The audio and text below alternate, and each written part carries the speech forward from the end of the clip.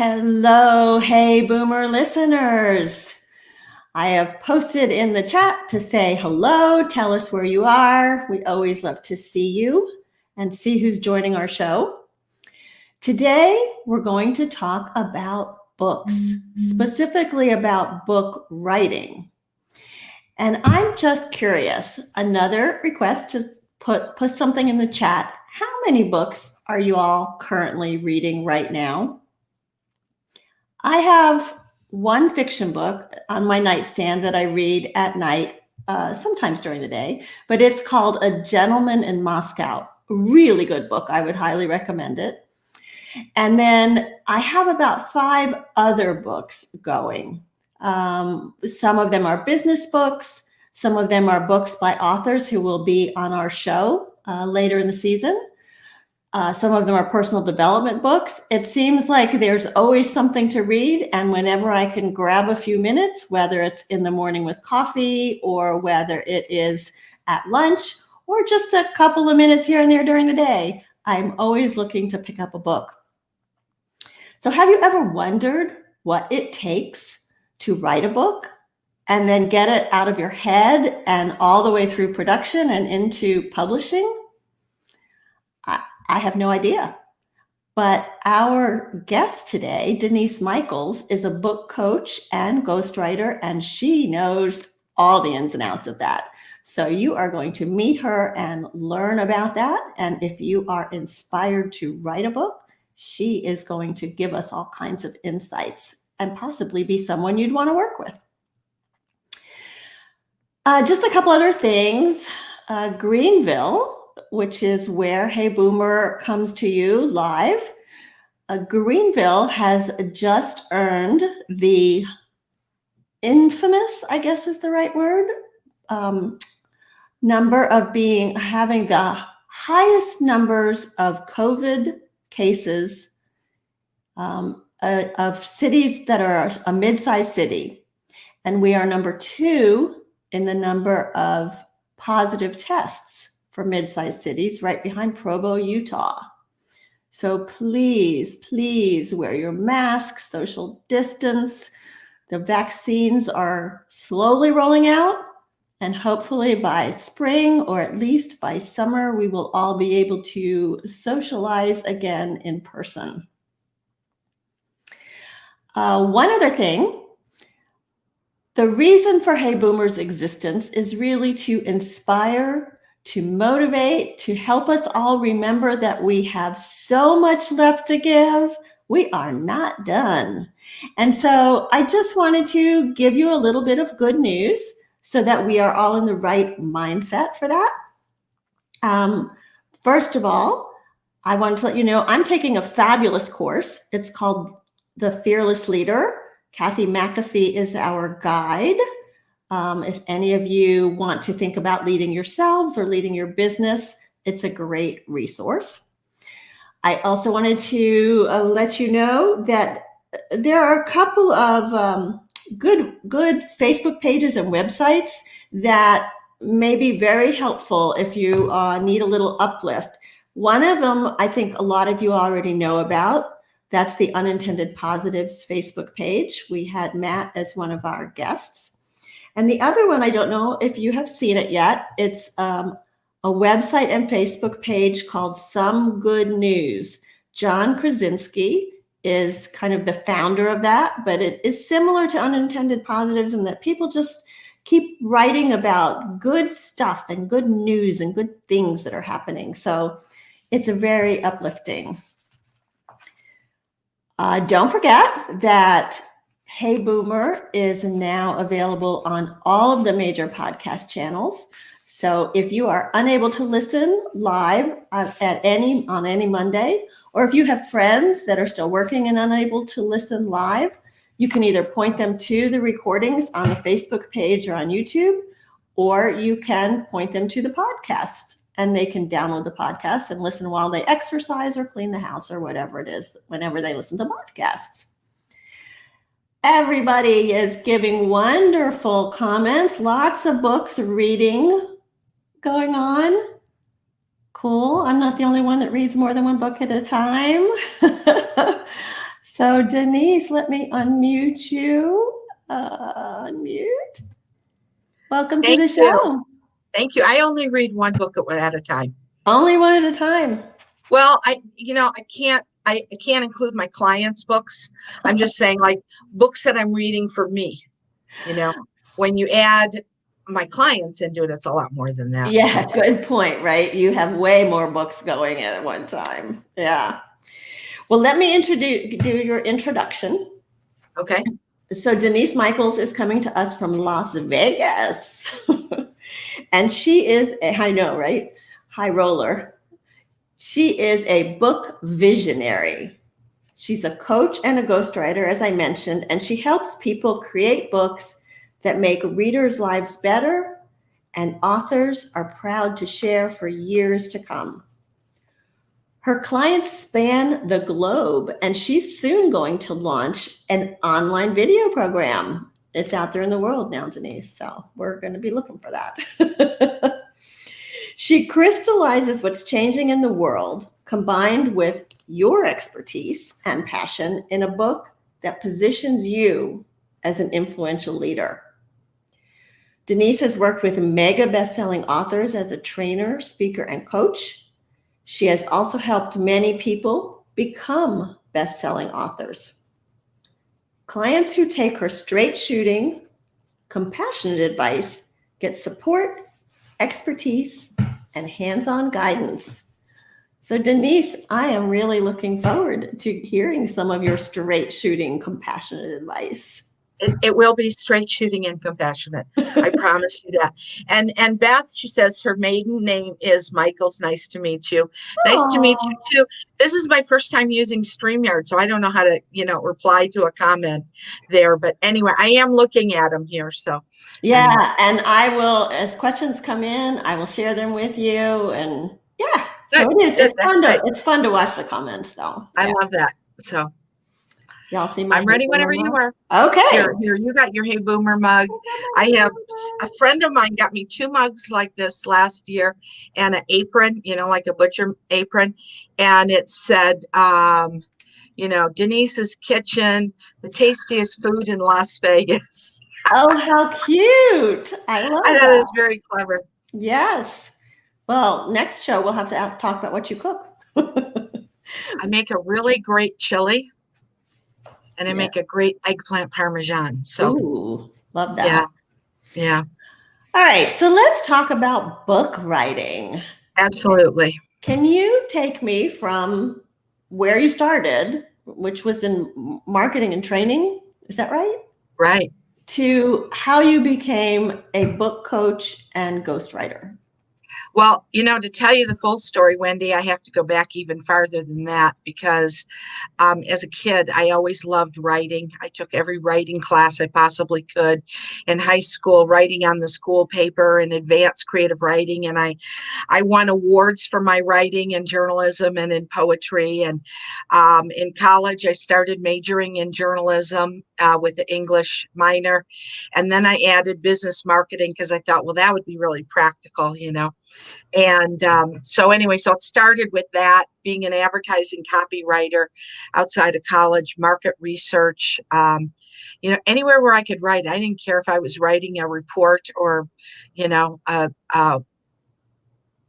selling T-shirts for Kmart or whatever it was. Like, I just wanted to write, right? Yeah. So anyway, in 1999, I went to work for a guy who was a mega best-selling author. And at that point in my life, I'd already had a taste of, doing a lot of public speaking at like local networking groups and things of that nature. I had written a novel, which I had a agent that was interested in it, but I wasn't ready yet. And it kind of weirded me out that there were 2 typos in his letter to me. So I'm like, I don't know, maybe this is a scam, So anyway, but I started working for this guy who was like a mega best-selling author. And I didn't start as a trainer, but within about a year and a half after getting his comeback book, which he hadn't had a book out there for like 14 years, getting it on the New York Times bestseller list through all the PR activities I did. It was Then I became a marketing trainer. And one of the things that he recommended people do as a way to create income is write a book. Because when you write a book, nonfiction book, it positions you as an expert or an authority, and you're likely to get more speaking engagements, coaching clients. It just kind of elevates your stature. So anyway, I told him, one of the things that he used to do is take people to the New York Book Expo, which happens right around Memorial Day at the Jacob Javits Center. I've been to it a few times. It was canceled last year because of COVID. And I said, you know what, you're telling people to go to this thing, but they have no preparation. And the minute they go up to a publisher, they're saying, where's your book proposal? So he goes, okay, create a class on how to write a book proposal. And I hadn't written one myself.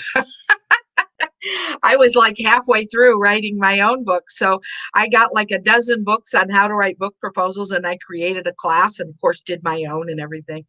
And in late 2005, I finished my own book and finally decided it's time to go out on my own, And so the book that I wrote was about marketing for women small business owners.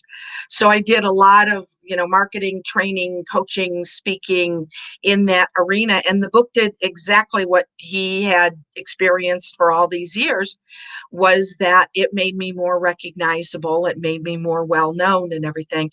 And then the funniest thing happened a couple of years after that book came out. People started asking me how to write a book. And I thought, this is really weird, because I've never said that I help people with books, but I was having a ball doing it. And this was around, I think, 2008, when the economy was tanking and everything. And I thought, well, this is just a fluke, so I kept doing the marketing coaching. And then I did add a page to my website about that. And I started a group, which I still have to this day, for writers on Facebook.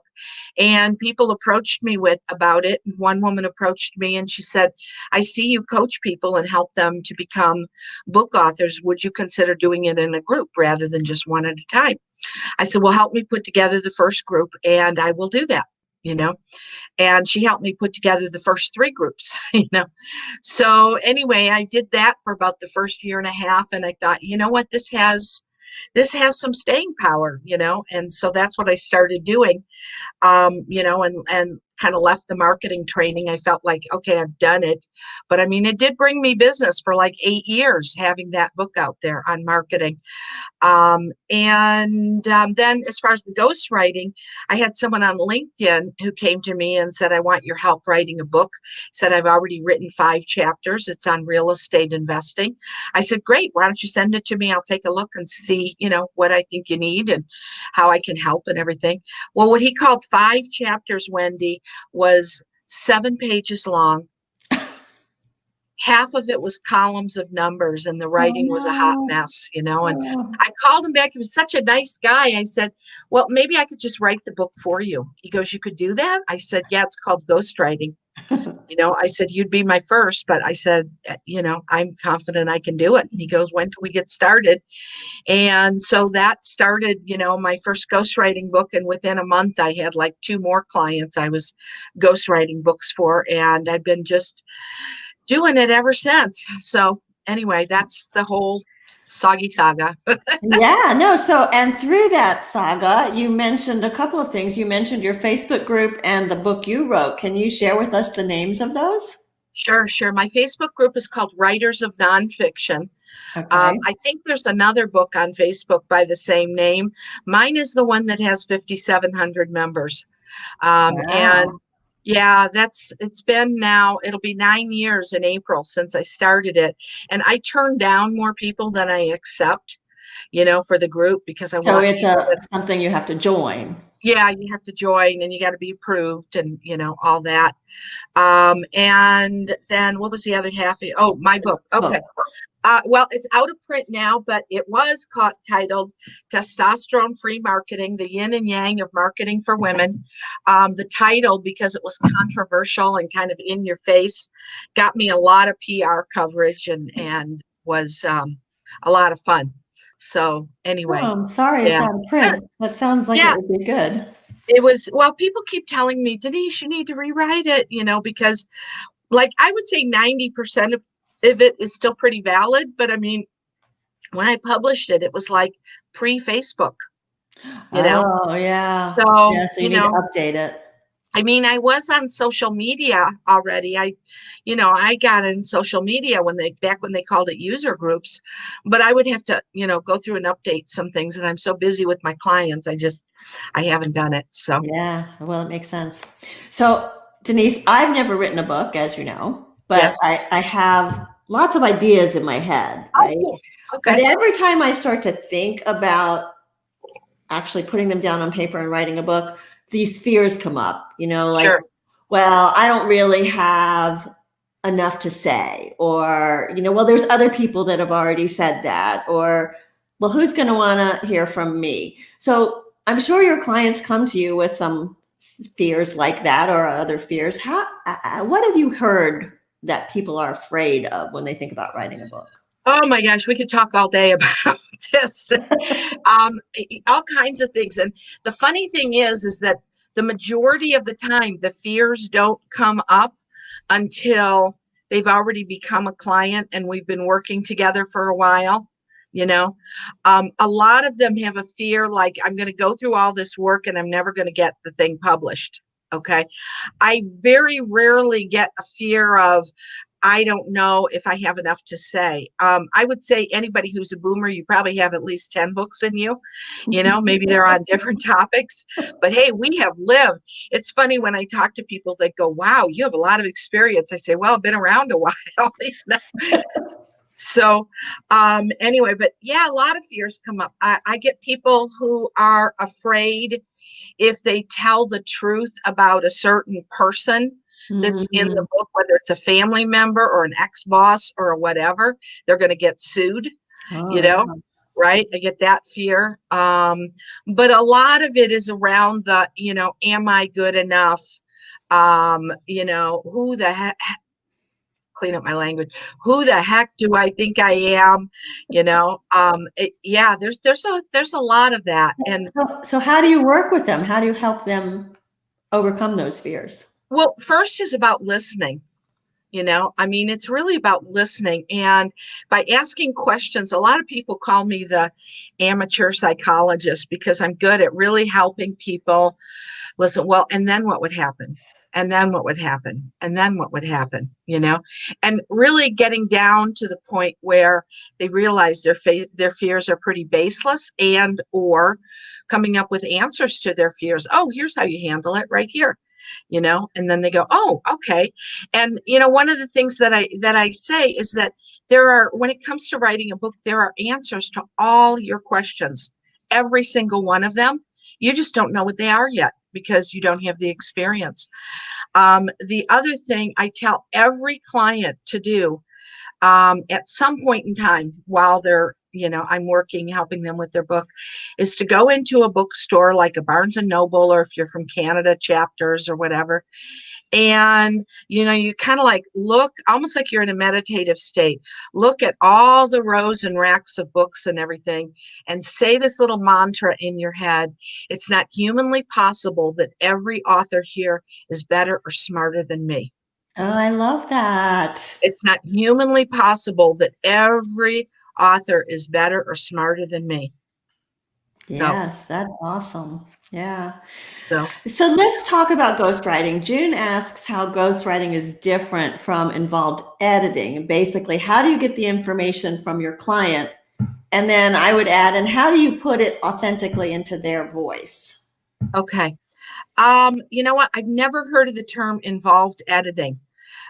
Usually the term that's used with an editor that does a lot of stuff with your book is comprehensive editing, you know. So, June, if you want to write down, what you describe involved editing to be, I'll have a little bit better grasp of that. But I'll just say what my process is Talk when it about comes to ghostwriting. ghostwriting. Yeah. Yeah. Okay. Um, the main reason why people want a ghostwriter is because they hate to write, and or they're really lousy at writing, or both. Okay. So like if you like to write, you're probably not likely to have a ghostwriter do your book, unless you're a person who's so incredibly busy, like a CEO of a corporation or, whatever, that you absolutely don't have time. Okay. So my process, what I do is the first thing I do, and I meet with people online, almost like we're doing here, but maybe on Zoom or Skype or Facebook or whatever, is we meet and I go through the same foundational exercises with them as I do with a book coaching client. In other words, we're first going to sort out who is your ideal book reader, what are their core values, what are the problems they want your book to help them solve, right? What other books are out there that are similar? How is your book going to be different or better? There's a lot of that. Okay. And at the end of that, I create a book outline and we go through it and make sure I have buy-in from them. In other words, yeah, that makes sense. Okay, no, let's move this around or whatever. Now we've got that. Okay, then what I do is each time I meet with them, which for a book coaching client is typically about every week to 10 days, I interview them about the particular topic. Okay, now I don't ghostwrite fiction, only nonfiction. And most of the time, my clients are people who have at least 10 years of experience in their arena. So it's their expertise that's coming across. So I'm learning about their terms and vocabulary and using it, which is how I make it sound in their voice, is because I'm using that. So, I interview them, I pull stuff out. And what ends up happening very often is they're saying, wow, number one, they always say, wow, you ask really good questions. And number two is like, wow, you're making me think about things that I used to do and I haven't done in the last few years. I should start doing this again. Whether it's a business strategy or whatever it is. And then I write the chapter and I submit it to them and they come back. And most of the time they say, I love it. Sometimes they say, I love it, but, go to page 8 and I want you to change this little thing. And then we go to the next one and the next one and the next one until we have a finished book. Typically, it takes me about 6 months to ghostwrite a book. To ghostwrite a book. Yeah. And so in all of that questioning, you're learning some of their personal stories that you would want to put into the book to make it more interesting and personalize it. Sure. Huh. Sure.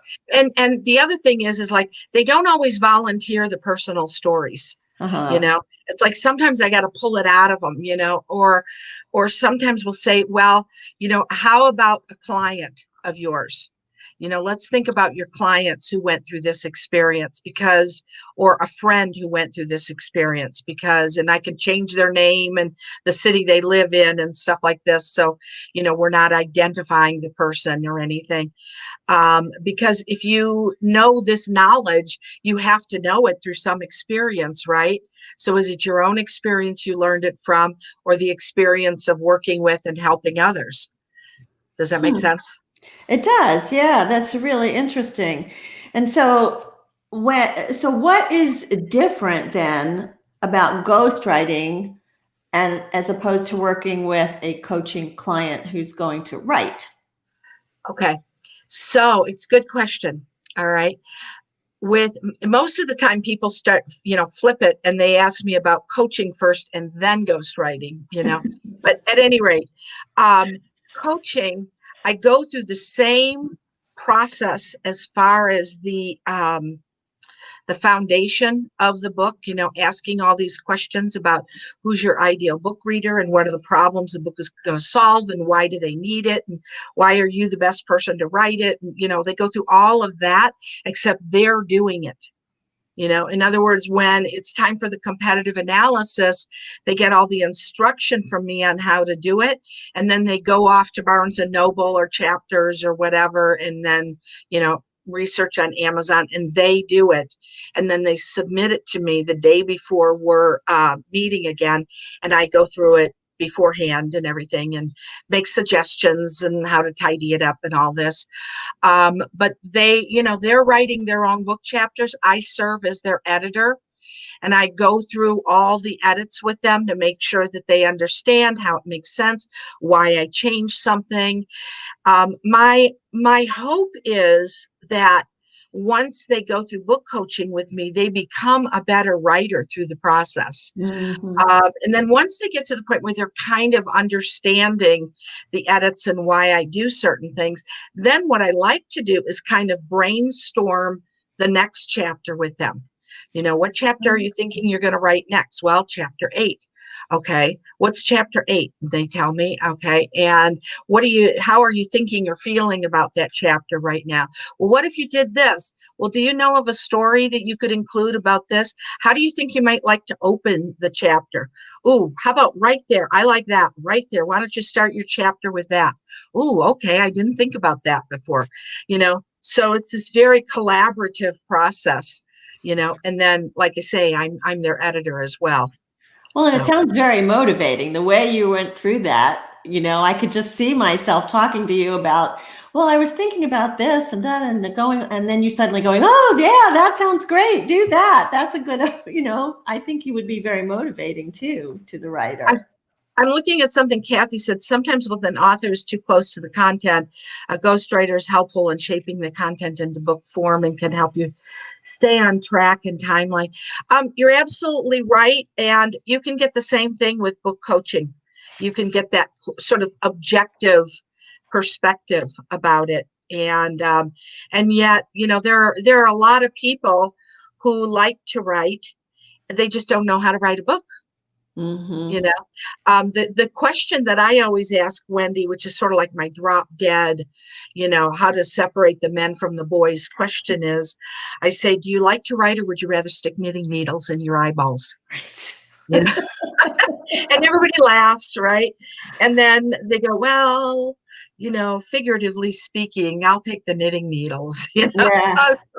Okay, let's not talk about coaching. Let's talk about ghostwriting for you, So how many times do you work with a coaching client and then, they get started halfway through, they go, oh my gosh, I just can't do this anymore.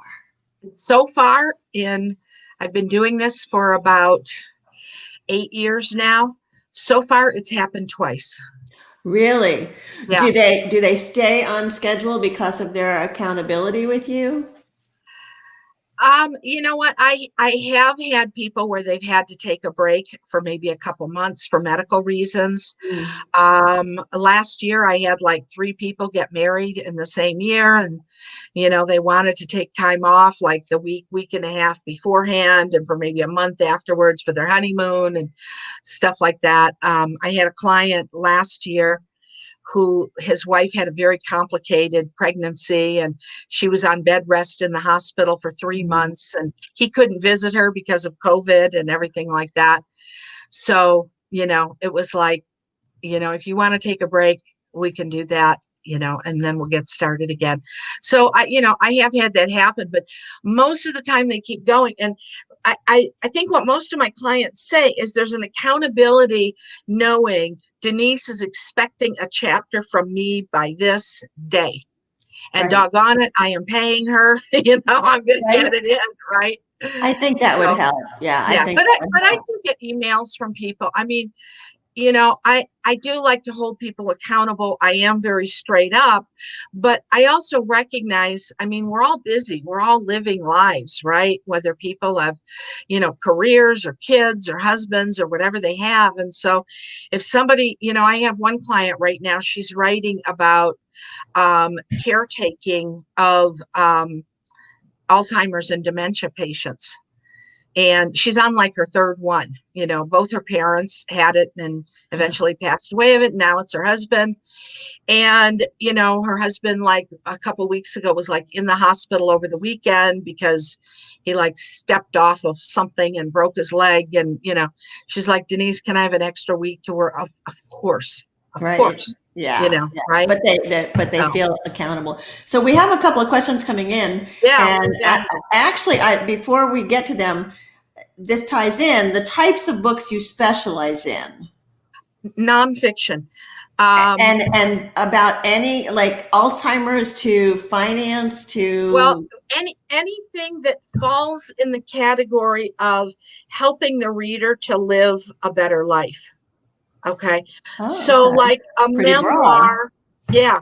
A memoir might be is considered nonfiction because it's a story about somebody's life, right?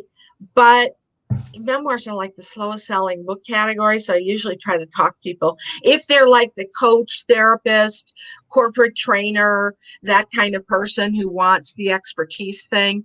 I try to talk them out of writing a memoir and say, well, what if we weave some ideas and strategies in with your story? Oh, that's what I really want. Okay, great. Perfect, Right. right? I love Anne. Anne is one of my clients. Denise's process work. She is my coach. I'm on chapter 5. Thank you, Anne. Thank And you. I love you right back. yes, and Anne is one of my friends, so I'm glad you Yes, guys are working yes, together. yes. Kathy says, what are your thoughts on co-authoring a book with another expert or author? Okay, one person said, have you ever fired a client? Well, we're coming to that one too. Okay, all right. I'm sorry, what was the one you read that must have moved up? Yeah, what are your thoughts on co-authoring a book with another expert or author?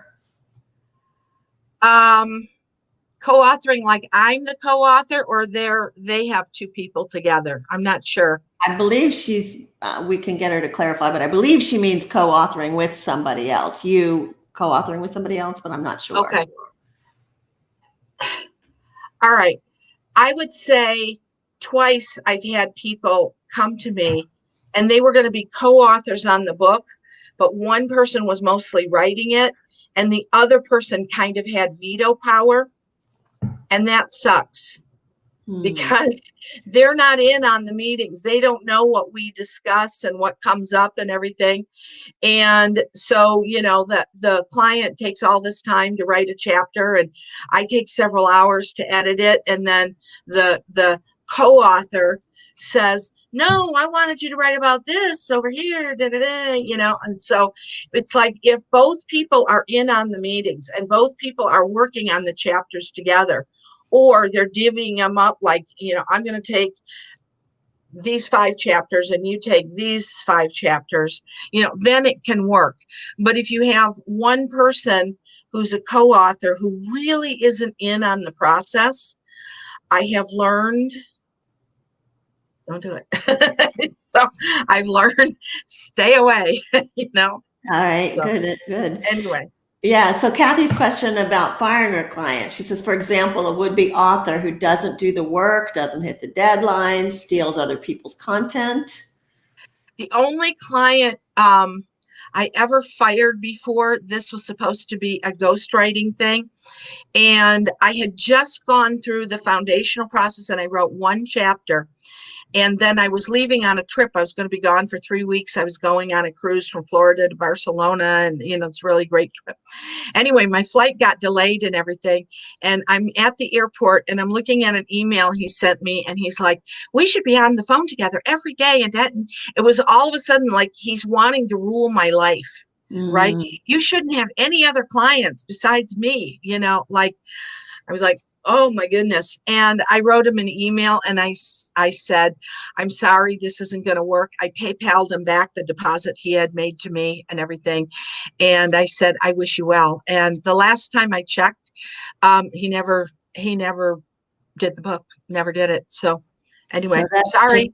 That's Sorry. just one client in what, 10, 12 years. So that's not bad. That's Yeah, not bad. no, I'm pretty amenable to people. And the thing is, when people pay you for something, they're usually pretty good about, at least my experience has been, they're pretty good about getting the work done and, being on top of it. And typically the people I'm dealing with, they're pretty professional people, and also, I mean, I'm realistic. I mean, I'm a taskmaster with the whip, but but on the other hand, like Anne or other clients would tell you that I'll say, when do you think is a realistic time frame for you to complete this next chapter?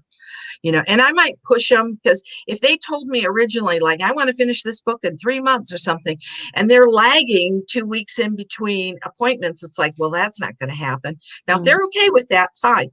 But at any rate, I usually will ask, what do you think is a realistic time frame, given your schedule, your commitments, everything else? So they are the one that's committing to it.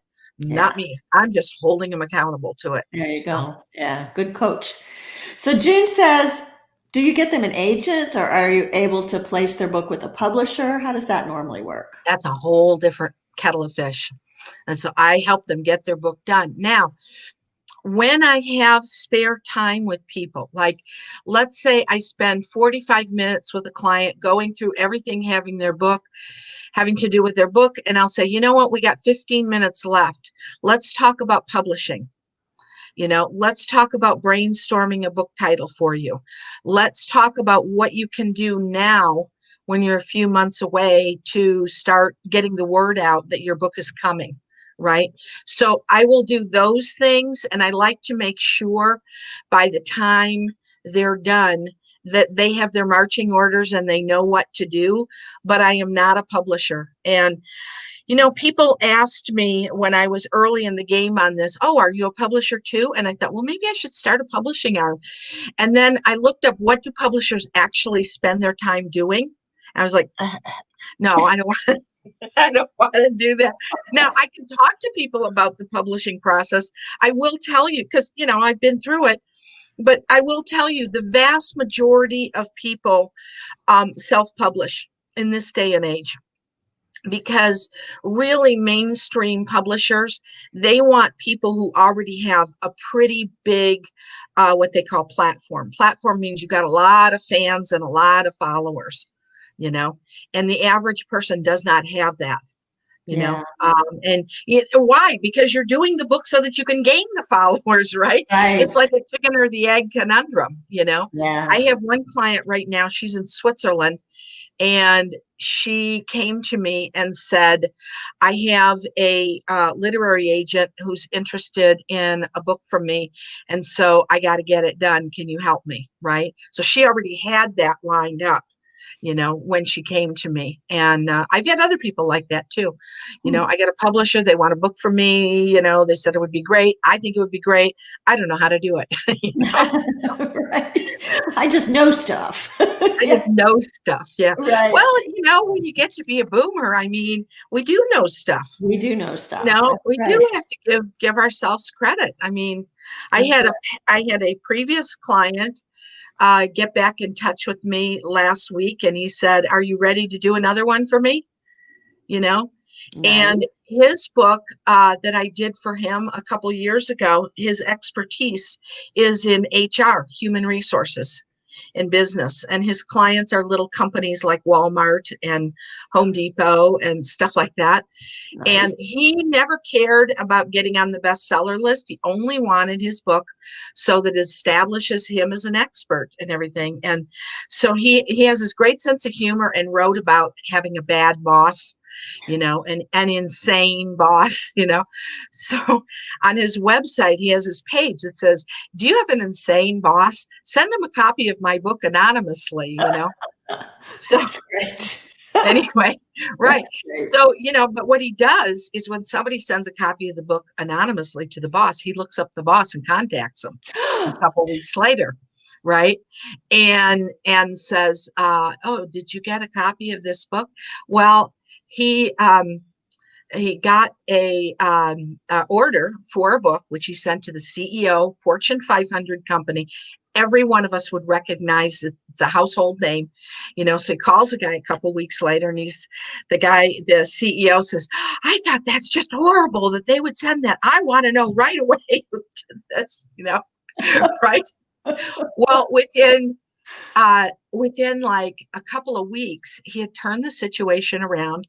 They became a client of his for $200,000. I mean, do you honestly think he cares if he gets on the New York Times bestseller list or not? That's No, of fabulous. course not. And that's what you want your books to do, like for open Right. doors for you. That's That's awesome. that's the whole idea. So Now, Barbara, what does Barbara Barbara say? I'm asked, sorry. what's the hottest selling category of new books? Hottest selling category. It is not memoirs. Not memoirs. You said Not that. memoirs. And nonfiction books sell twice as much as fiction. They say that fiction writers are more interesting at cocktail parties, but nonfiction writers drive better cars. I think there's going to be a lot of books come out about different aspects of COVID. you know.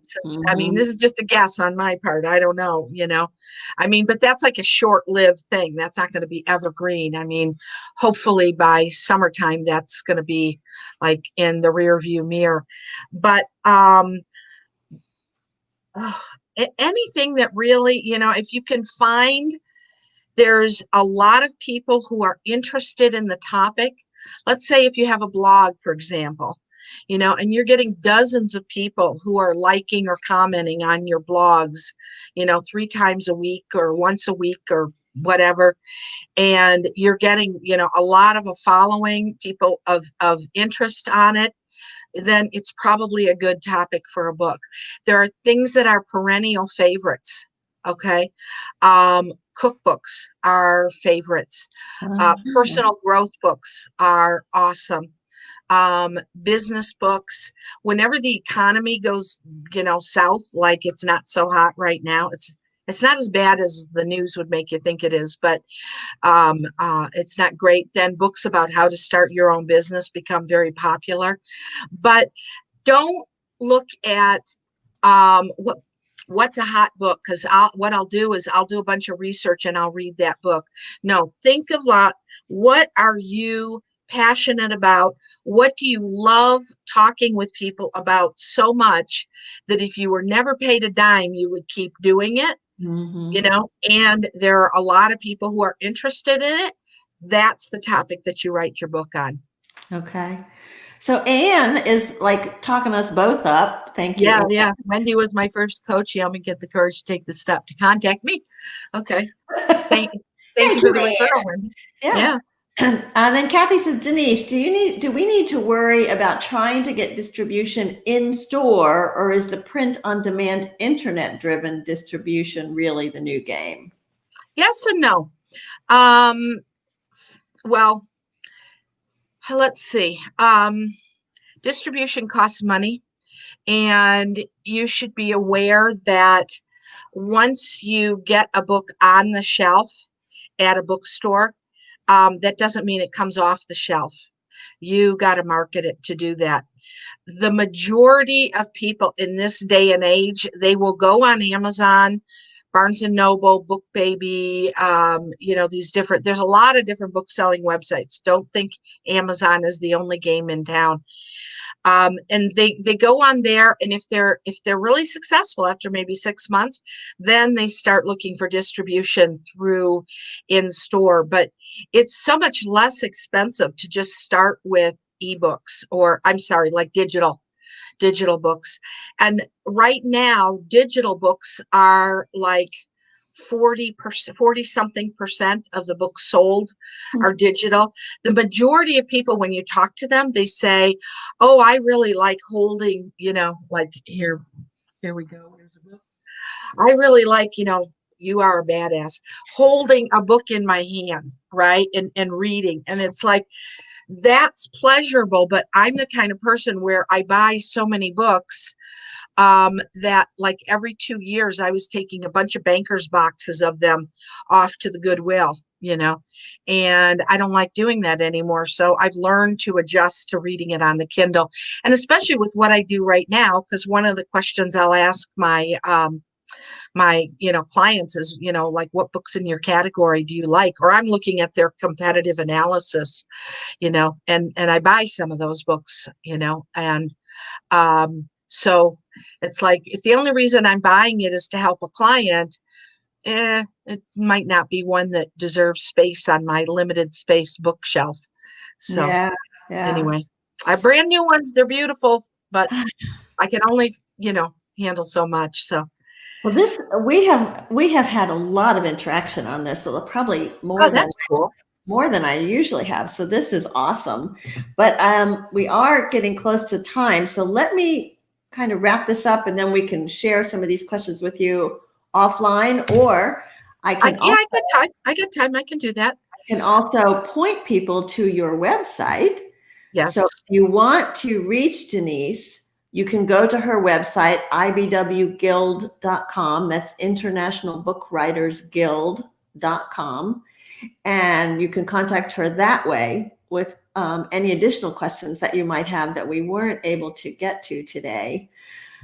But I'm so sorry. I mean, and I'm also so excited that people have been so excited about this topic, but I do have one closing question for you, Denise. Yes, ma'am. Okay, so I always end my interviews with a quote from C.S. Lewis, where he says, "You are never too old to dream another dream or to set another goal." So my question to you is, what are your dreams going forward for this next year? What are my dreams going forward? Okay. I want to travel again, you Yeah. know. You know, that's, travel is big on my list. It's really funny. Last year, my husband and I, we saw some really good rates to fly to China. Mm. And I really wanted to do it. And he's like, okay, are we going to buy these tickets or not? And I said, just let me get one new client and then we'll buy the tickets. Oh, And then COVID came up and it's like, you well, did. we're not doing that this year. So anyway, So is so that yeah, going to I be want your to first travel trip? again. Huh? Is that going to be your first trip when you can travel again? Maybe, maybe not. I don't know. We'll see what the flight, the prices are on flights. The other one is I've been working on a book for a while called, In Between with all my clients. It's called The Power of Trust. And, and with everything that's happened with trust, with people like not being able to, oh, I don't trust anybody in government. Oh, I don't trust anybody anymore. It's like, how do you gain trust in your world, in your business, in your whatever, when when a lot of people don't trust people these days. Boy, that So sounds like a that's, great topic, Denise. yeah, yeah. I'll buy it. Okay, good. Well, thank you for so much information and for all of you who have given us so many great questions, and people are saying it's a great topic. Yay, we hit a home Yay. run. I'm Woo. glad. And I love all the questions. So I know, anyway, isn't that awesome? yeah. Also, I just wanted to let people know that you're graciously offering a discovery session with you. Yeah, So that's kind of like, let's talk about your book idea and, all that. yeah, so if anybody's interested in that, drop me an email, wendy@heyboomer.biz, and I'll get those over to Denise, and you guys can set that up, which is exciting. I'm going to see a lot of books out of this group, I think. I think you're right. I think you're right. And interestingly, next week, we move from book writing to storytelling. Oh, cool. I know. So my guest next week is a storytelling coach. And her stories also apply to business. And so how do you market yourself? How do you package your products or your services in a storytelling way so that they're interesting and compelling and engaging and pull people in? She has a boutique consulting firm that helps you communicate this value in an engaging sort of a way. So her name is Faye Fulton. Look for Say the name. Faye Fulton. Oh, okay. I thought yeah. All right. Sorry. Okay. So as you can imagine, she's an excellent storyteller. She's been doing this most of her life. So this is definitely going to be another interesting show. Thank you all for joining me today. I will look for you to continue meeting with us next week, to continue to learn, to dream, and to share. And I am forever grateful to all of you. And thank you, Denise. My name is Wendy Green, and this has been Hey Boomer.